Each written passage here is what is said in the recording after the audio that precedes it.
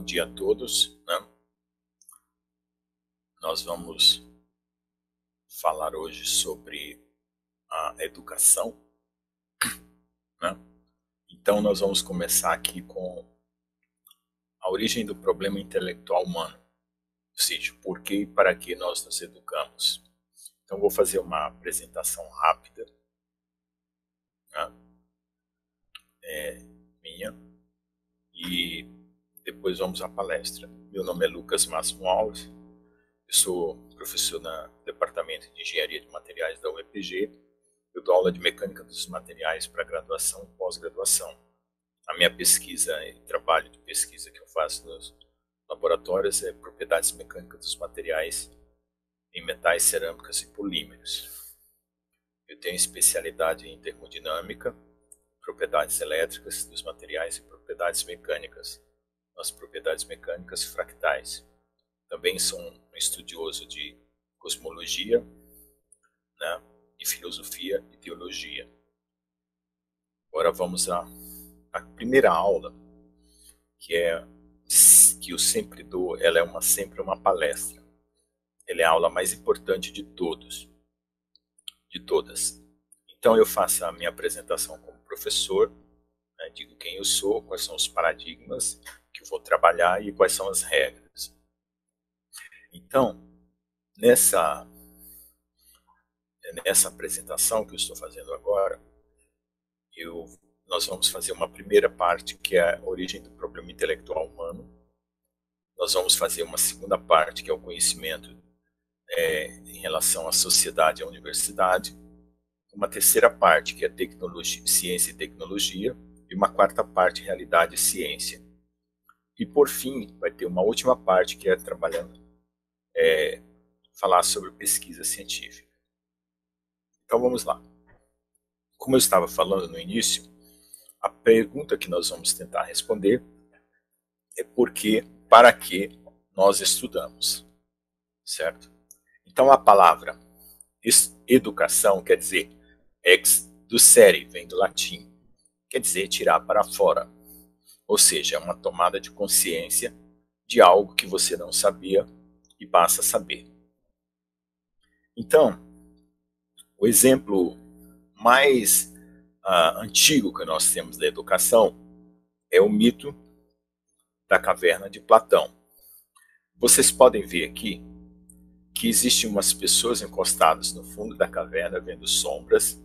Outras pessoas são responsáveis por apresentar aquelas sombras no fundo da caverna e tem uma luz que faz essa projeção. Aqui tem um outro grupo de pessoas que está saindo da caverna, fugindo daquilo, e outro que já está encontrando a realidade lá fora. Então esse mito da caverna representa exatamente o que acontece com a nossa mente e a nossa consciência em termos de educação. Nós sempre estamos acostumados às sombras que outros criaram para o nosso conhecimento, ou seja, o nosso conhecimento não é da realidade, é a sombra projetada na nossa mente da manipulação de ideias falsas, que aqui se veja que são ídolos, né, que trazem para a nossa consciência uma falsa ideia da realidade. Nós vivemos amedrontados no escuro da caverna com aquelas sombras que a gente não compreende muito bem e que passam na nossa mente. Aqui, por exemplo, um cavalo, um soldado romano, um falcão, né, um gato, algo assim. Mas quando nós resolvemos romper essa barreira, né, nós percebemos que fomos manipulados, né, e queremos fugir dessa caverna. E essa luz, né, ela é uma luz parcial, é uma luz só para aqueles que são os privilegiados, que projetam no fundo da nossa mente aquilo que os interessa. Então, quando nós fugimos, nós encontramos a realidade como ela é. Então, esse é o processo da educação, é fugir desse mito da caverna, que são essas sombras mentais, né, que formam as nossas idiosincrasias, que formam os valores falsos, né, os medos e tudo isso. Então, quando nós encontramos a realidade, né, nós somos tirados para fora e aí ocorre o processo de educação verdadeiramente. Bom, aqui eu vou falar um pouco sobre a questão da cegueira intelectual. Nós precisamos reconhecer que nós sofremos de cegueira habitual e voluntária. Ela se tornou um hábito e a partir desse hábito ela se tornou voluntária. Porque no início nós éramos ignorantes e depois começamos a ser habituados com falsas descrições da realidade. Por que acontece isso? Porque nós só acreditamos naquilo que podemos imaginar. Então, a nossa crença está baseada naquelas imagens que se formam na nossa mente, que são fruto das nossas imaginações. Ou seja, a nossa imaginação ela é construída, certo, por aquele imaginário que nos fornecem, como vocês viram ali na caverna, né? O imaginário daquelas pessoas, né, era exatamente aquilo que era fornecido pelos manipuladores. E ainda tem um outro problema, né? Que nós só imaginamos aquilo que nos fornecem, mas tem a mídia, que ela cria símbolos para a nossa razão, que são substituto da nossa literatura. Nós podemos praticar a literatura lendo obras de escritores, né, que são pessoas que viveram experiências, né, porque nós não podemos viver todas as experiências de uma vida humana, para criarmos um critério. Então, além da nossa própria leitura pessoal, nós precisamos da literatura, né, que é a leitura da vida de outras pessoas, assim como é a leitura da nossa vida.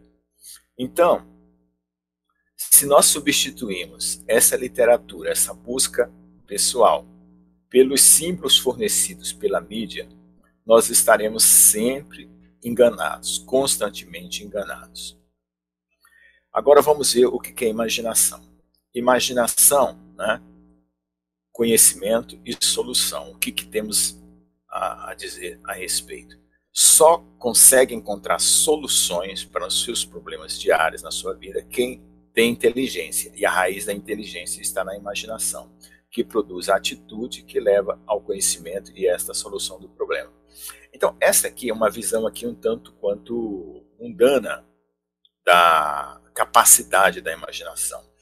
Na verdade, o homem precisa se confrontar consigo mesmo antes de criar, né, situações imaginárias. É claro que a criança, quando ela começa a entender as coisas, ela cria um processo imaginatório muito forte, muito abrangente. Mas a identidade da criança não está tolhida, né? Se essa identidade for tolhida, essa imaginação começa a ser perturbada. Então, eu faço uma ressalva aqui, que em primeiro lugar, para a educação, antes da imaginação, que essa imaginação vai vir pela literatura, pelo conhecimento que ela adquire, né, é preciso estabelecer uma busca de identidade. Então, o Einstein tem uma frase interessante que diz assim: eu acredito na intuição e na inspiração. A imaginação é mais importante que o conhecimento, né? Ele está falando aqui daquele conhecimento que é estabelecido como dogma, né? Algo que não pode ser questionado. O conhecimento é limitado, enquanto a imaginação abraça o mundo inteiro, estimulando o progresso, dando à luz à evolução. Ela é, rigorosamente falando, um fator real na pesquisa científica. Então, do ponto de vista do Albert Einstein, a imaginação, né, que é aquele desprendimento para novas ideias, né, para não ter aquela restrição dada pelos dogmas daquilo que você já conhece, é que leva à abertura e o progresso de uma evolução científica. No caso, o Einstein está defendendo, né, a pesquisa científica. E eu aqui defendo mais a existencialidade, onde a pesquisa e a evolução humana fazem parte. Então vamos dar uma olhada um pouco sobre a filosofia e como nasceram as ciências. Nós temos os pré-socráticos, né, que foram os primeiros pensadores do ano 650 a 400 a.C. Então veja só, por que a Grécia teve essa influência de sabedoria muito grande? Veja só, existe um vídeo no YouTube, e depois eu posso fazer um vídeo a respeito disso, que quando o povo saiu do Egito, né, e atravessou o Mar Vermelho para entrar na Terra Prometida, houve uma parte daquele povo que se dissolveu daquela comunidade que estava em direção à Terra Prometida e foram morar com os gregos, né? Eles já tinham conhecimento da Arca da Aliança, já tinham conhecimento, vamos dizer assim, da época de Abraão, da época de Moisés. Então, foi mais ou menos nessa época, né, e um pouco depois, quando eles chegaram lá, um pouco antes dessa época aqui, na verdade, que eles trouxeram para a comunidade grega uma abertura espiritual que deu origem a esses pensadores. Então, existe até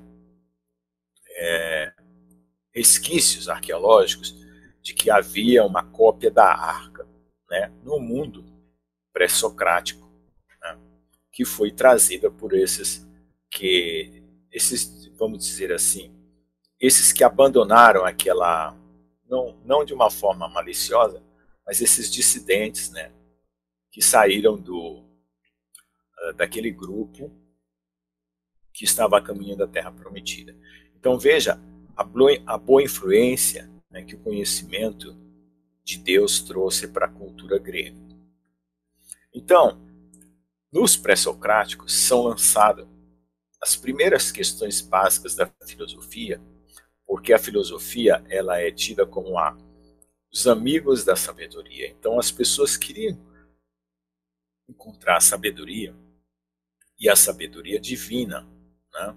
Não era a sabedoria pelo conhecimento tecnológico hoje ou pela ciência materialista como hoje ela é, mas a sabedoria que tornava o homem uma identidade perfeita, né?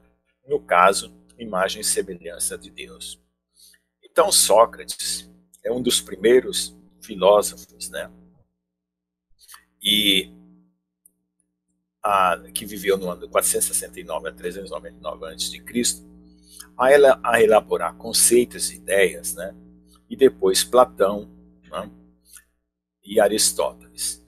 Então, nós temos nesse período, né, um grande crescimento da cultura grega. Mas acontece que também havia nessa mesma época, ou logo depois, um ambiente de extrema corrupção, né, como nós vemos atualmente hoje no mundo e no Brasil, né, generalizada na antiga Grécia. E aí a Grécia, como muitas civilizações, chega a um apogeu e depois começa uma decadência, né? Aristóteles vem como discípulo de Platão, né, no ano 384 a 300. Aqui está errado, aqui a data só tem 2 anos aqui, mas não é isso, não. Deve ser 392, alguma coisa assim. Então Aristóteles, né, elabora uma filosofia um pouco diferente da filosofia platônica, né, uma filosofia mais ligada à realidade. Platão estava mais ligado às ideias, né, mas todos eles buscavam a formação do indivíduo, não? Pela sabedoria e pelo conhecimento da filosofia. Mas a pergunta que surge é assim: por que, né, as pessoas se prenderam dentro da caverna? Quem ou como nos prendeu lá dentro? Né? Já que a caverna é um mito para explicar, né? Um mito é sempre uma figura imaginária para explicar uma realidade composta de vários atributos, de várias coisas que retratam a realidade. Né? É uma compactação da realidade através de uma ideia, né, de uma imagem, né, com um conteúdo, né, vamos dizer assim, analógico, né, análogo, né, à realidade, né, como uma metáfora. A pergunta é, por que devemos sair? Obviamente, né? A liberdade é um desejo de todo homem, assim como também a vida, né? Então nós devemos sair para ter verdadeira vida e verdadeira liberdade, né? Obviamente, o que ganhamos em sair da caverna é a liberdade de consciência e a vida. Agora, a outra pergunta é assim: por que o homem nasceu ou existe sob essa condição? Qual é a origem cósmica de tudo isso? Então, nós sabemos, né, que existe uma teoria para a criação do universo que hoje é defendida pela ciência, né, como a teoria do Big Bang. Não existe apenas a teoria do Big Bang, mas essa é a mais popular, né, que retira Deus da história cósmica, né?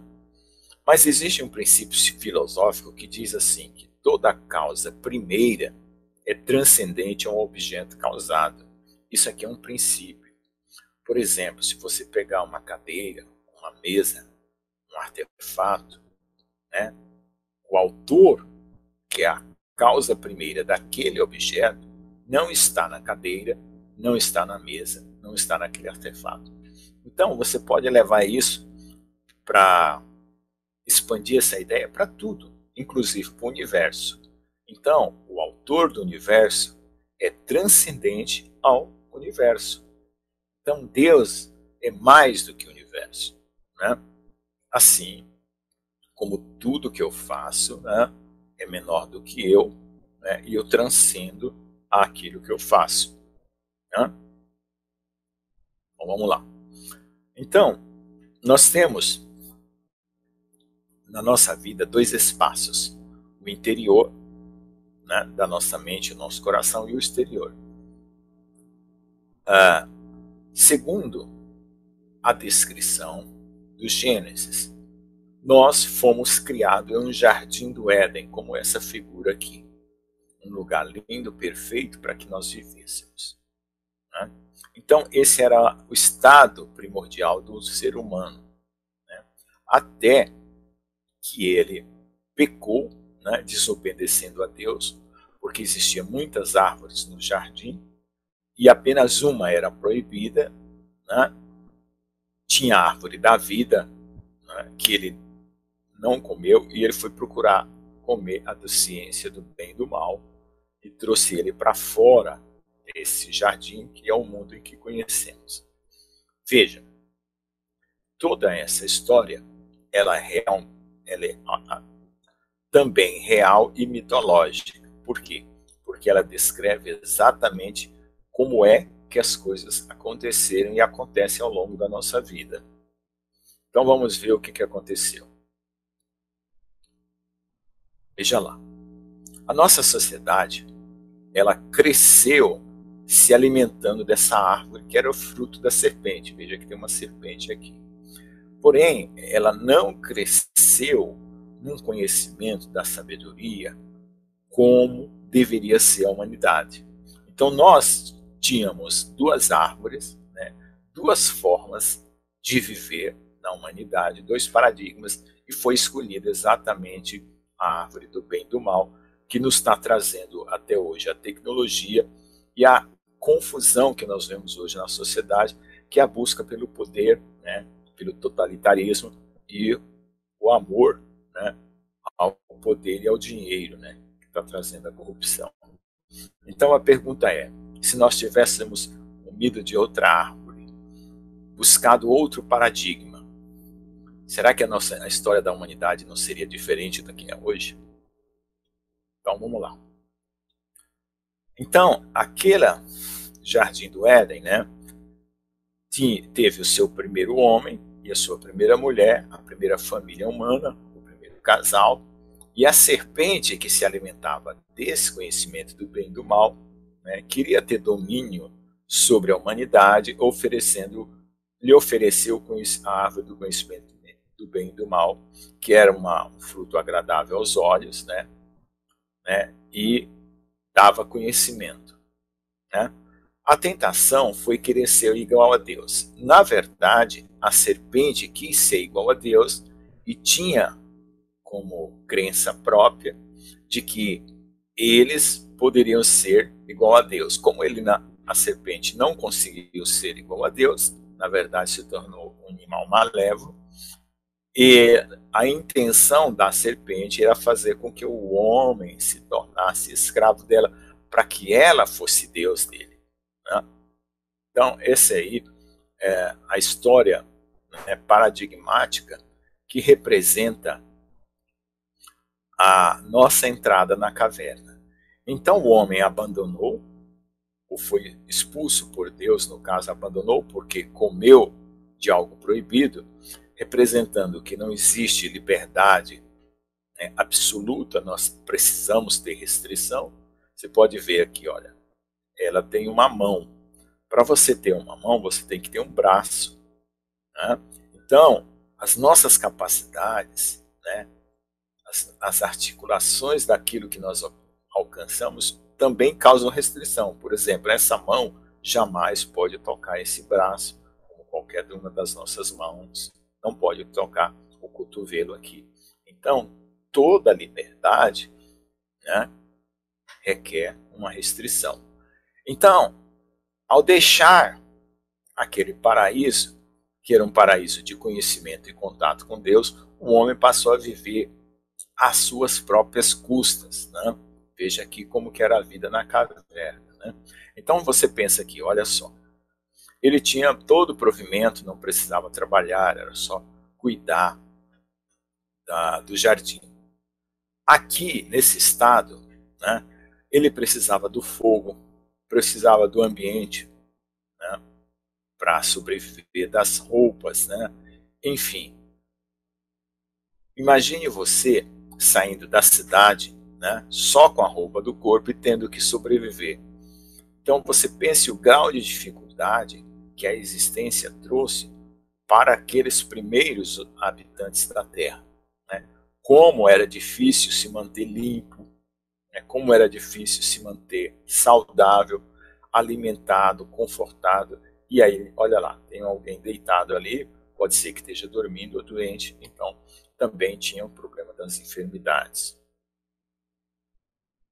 Então veja só, essa ideia, né, do Jardim do Éden também tem um equivalente nos aborígenes da Austrália. O mundo ele é descrito pelos aborígenes como tendo existido um pré-mundo de consciências da qual nós escolhemos, né, vir para esse mundo, né? E dessa forma houve uma queda, como está descrito na Bíblia, né? Que foi um desvio daquele alvo primário, né? E hoje nós precisamos da religião como uma religação à volta ao paraíso. Só que a volta hoje está sendo feita ou prometida por uma tecnologia, por uma promessa, né, de uma mudança social baseada no poder tecnológico e não baseado na construção do indivíduo. Não?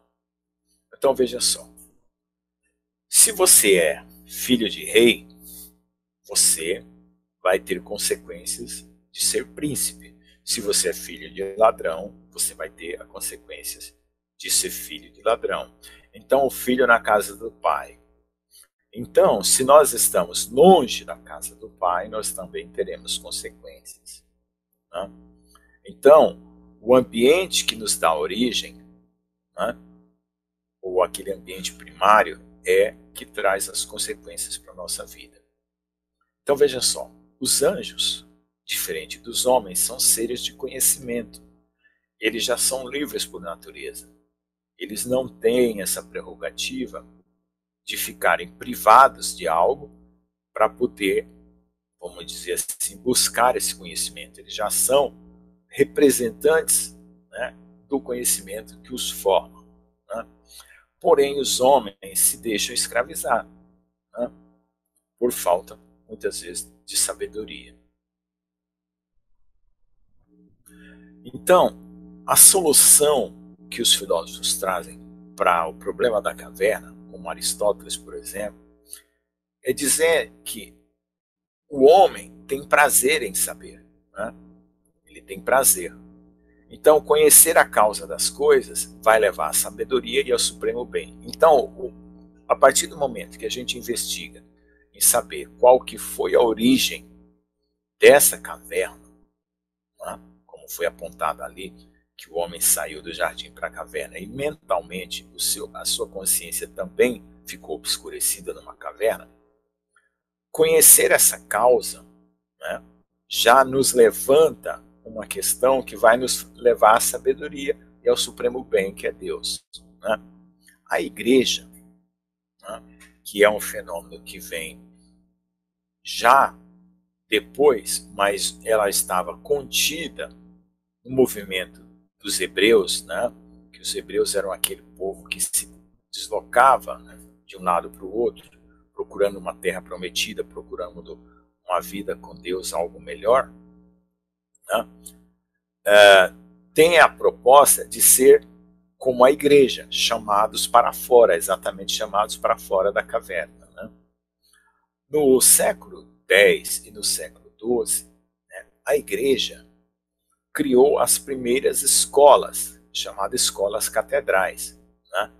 E o exemplo e o carisma dos mestres era que influenciava, né, e inspirava os seus alunos. Hoje, né, nós temos as escolas e a universidade. A palavra escola nasceu no seio da igreja, com os escolásticos, no século XIII, né, que deu origem às universidades modernas. Então vamos ver o que aconteceu de lá para cá. Por exemplo, a primeira via, que é aquela árvore do conhecimento do bem e do mal, ela teve, ao longo da história, representantes que fizeram com que a nossa sociedade esteja hoje no estágio que está. Por exemplo, Galileu, que viveu de 1564 a 1642, né, ele abandonou o geocentrismo de Ptolomeu, né, e adotou o heliocentrismo de Copérnico. Então, veja só, Copérnico, né, questionou o sistema geocêntrico de Ptolomeu, né, e adotou o sistema heliocêntrico, influenciado talvez por uma crença no deus Mitra, né, que é o deus Sol, né, que trouxe essa revolução para dentro da igreja. Kepler, né, fez correções matemáticas ao modelo heliocêntrico, né, colocando uma elipse e tirando o Sol do centro e colocando no foco. Né? Então, o centro passou a ser o foco de uma elipse. Por isso que daqui está escrito fococentrismo. Francis Bacon, né, ele imaginava o cosmos como uma máquina. E René Descartes, né, que viveu de 1596 a 1650, né, e Immanuel Kant viveu de 1624 a 1804, né, questionaram a realidade, dizendo que nós não temos certeza de nada da realidade. Então, veja só, a formação do pensamento da Idade Moderna tem a sua raiz nesses filósofos e nesses cientistas. Né?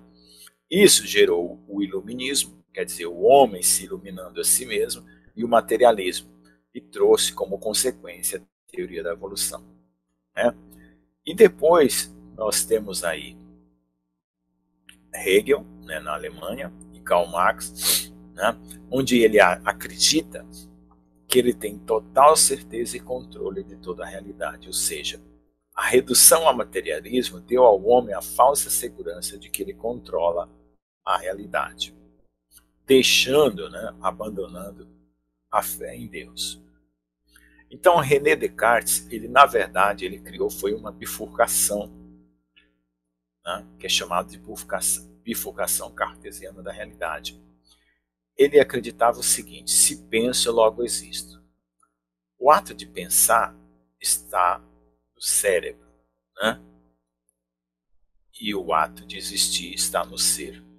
Então, para ele, o cérebro vem antes do ser, né? E isso criou um materialismo científico que deu origem às sociedades ocultistas e ao desconstrucionismo, né? Que é aquilo que a gente vê hoje chamado de alquimia social, né? Que é sempre aquele ciclo de destruição, reconstrução, que as sociedades criaram para justificar a existência humana, né? Nós estamos aí em vias, né, de uma nova destruição e reconstrução da sociedade, como o deus Shiva, né, que é o deus da destruição dos hindus. Né? Então veja só as consequências dessa raiz de pensamento. Né? Então veja só, o que é essa apostasia materialista, né? Que é esse desvio? Nós temos aí a proposta de duas árvores e dessas duas árvores foi escolhida uma delas. Então vamos ver o que poderia ter sido a outra.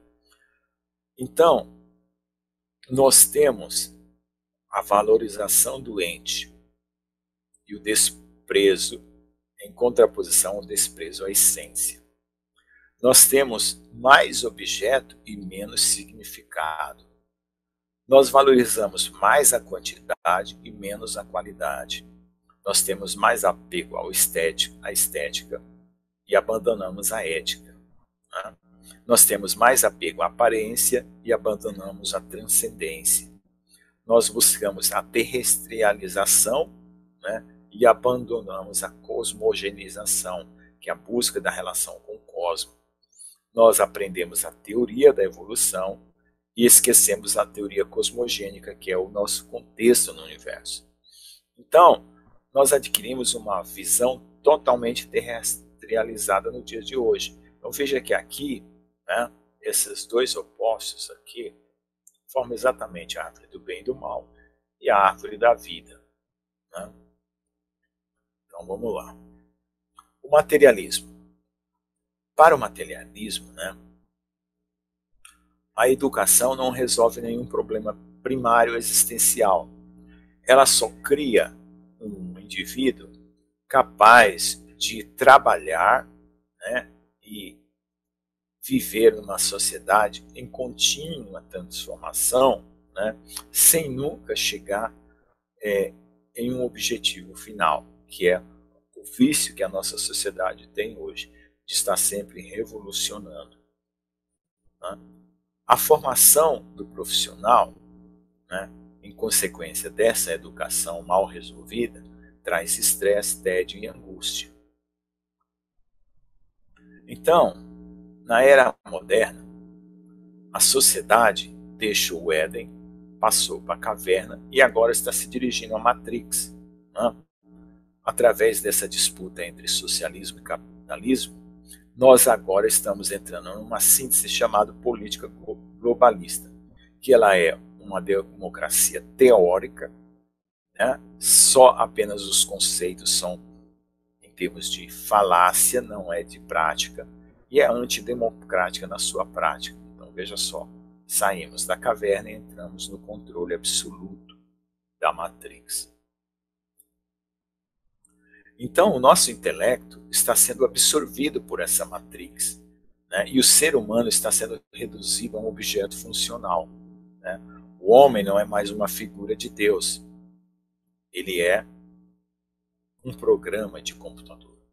Ele vai começar a fazer parte de um programa de computador. Né?